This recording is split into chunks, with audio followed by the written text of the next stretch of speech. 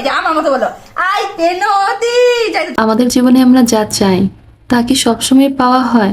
আমার মনে হয় না সবাই সবকিছু পেয়ে যায়। এই তো 2 সপ্তাহ আগেও চিন্তা করছি বাসায় যাব, একটা কাজ ছিল, সেখান থেকে কিছু একটা নিয়ে আসব, কিন্তু যাওয়ার 2 দিন আগেই জানলাম ওই জিনিসটা আর পাবো না। মন তো একটু খারাপ হয়েছে, কিন্তু কি করার, এখন পাবো না বলে মন খারাপ করে বাসায় বসে থাকবো? ধুর, বাসায় যাওয়ার কথা ছিল, বাসায় যাই, না পেলে আর কি করার।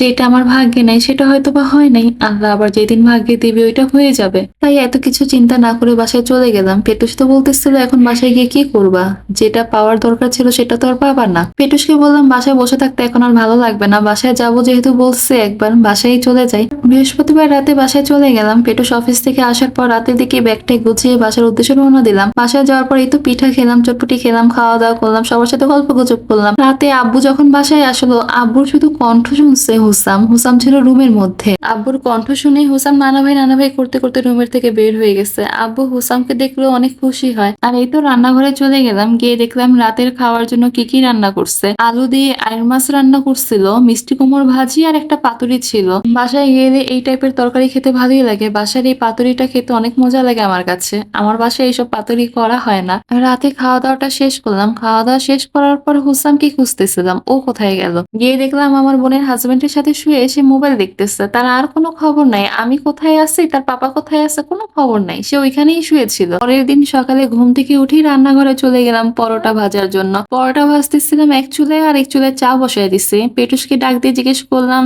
ডাল ভাজিয়ে আছে, কি দিয়ে খাবা। সে ডাল ভাজি এখানকার কিছুই খাবে না, আমাকে বলতো একটা ডিম ভেজে দাও, আর ডিমটা কিন্তু ভাজতে হবে চিনি দিয়ে। সকালবেলা নাস্তাতে যদি ডিম ভাজা খায় পেটুস, তাহলে ওই ডিমের মধ্যে 1 চামচ চিনি দিয়ে ভেজে দিতে হবে তাকে। পেটুসকে নাস্তা দিয়ে বললাম তুমি নাস্তা করো, আমি দেখলাম ভাবি ভাত ভাগা করতেছে, ভাত ভাগা খাবো আমি সকালবেলা। ভাত ভাগা প্লেটে করে নিয়ে আসলাম। এসে দেখি পেটুস কোনো কিছুই ধরে নেই, সে বসে রয়েছে আমার জন্য। এরপর আর কি নাস্তা একসাথে 2জন মিলে করলাম, তারপর চা বানিয়ে এই তো চা খেয়ে নিলাম। সকালে তো এই চাটা খাওয়া লাগবে, যেহেতু পেটুস বাসায় আসছে। আর পেটুস বাসায় না থাকলে আসলে এই সকালে আমার চা খাওয়া হয় না, ওই সন্ধ্যার দিকে চাটা খাওয়া হয়। ওই দিন শুক্রবার ছিল, জুলফি আর নূর গেছে জুম্মার নামাজ পড়তে। জুম্মার নামাজ শেষ করে ওরা বাসায় এসে হুসাম আর সায়রার সাথে খেলতেছিল।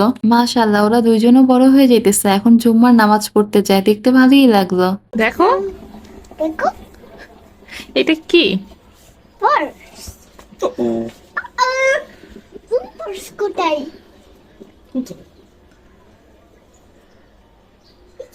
পার্স পার্স দুপুরের দিকে রান্নাঘরে এসে দেখলাম ভাবি রান্না করতেছে। ওই দিন মুরগি রোস্ট করার জন্য মুরগিগুলোকে ভাজতেছিল, আর গরুর মাংস রান্না বসাই দিচ্ছে ইন্ডাকশন চুলার মধ্যে। শুক্রবার হইলে আমাদের বাসায় পোলাও মাংস রান্না বান্না করা হয়, তার উপরে আবার 2 জামাই বাসায় ছিল। আর এই রান্না বান্না গুলো করতেছিল আমাদের ভাবি। আমাদের বাসায় সব রান্না বান্না ভাবিই করে, ভাবি রান্না বান্না অনেক মজা হয়। বাসায় গিয়ে দেখি এই মাইলোর প্যাকেট গুলো, আম্মুকে বললাম এগুলো খাও না কেন, এক্সপায়ার ডেট তো সামনে এসে পড়ছে। এই কথা শোনার পর আম্মু বললো আমাকে একটু বানিয়ে দেখিয়ে দেখি। পরে আম্মুকে বানিয়ে দিলাম, আর আমিও একটু বানিয়ে নিলাম। খেতে ভালোই লাগতেছিল। এই যে আমার মতো বলো আইতে নদী। বলো ফুপ্পা কোন দেশের? তুমি কি খেউতা? ফুপ্পা বরিশাল্লা। ফুপ্পা বরিশাল্লা। তুমি কি খেউতা? বরিশাল্লা মনু। বরিশাল লইলে তো লেবে চালাইতাম এতক্ষণে। তুমি বরিশাল্লা। তুমি থাকো না, তুমি থাকো না। যাবো না, বলে না কান্না করবে, যাবো। বেশি কষ্ট পেয়ে গেছো?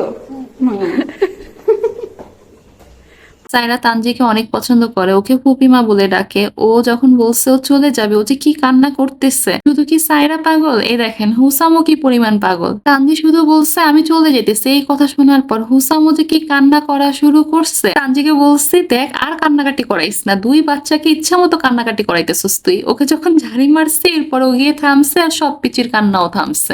আজকের ভিডিওটি এ পর্যন্তই। ভালো থাকবেন সবাই, আল্লাহ হাফেজ।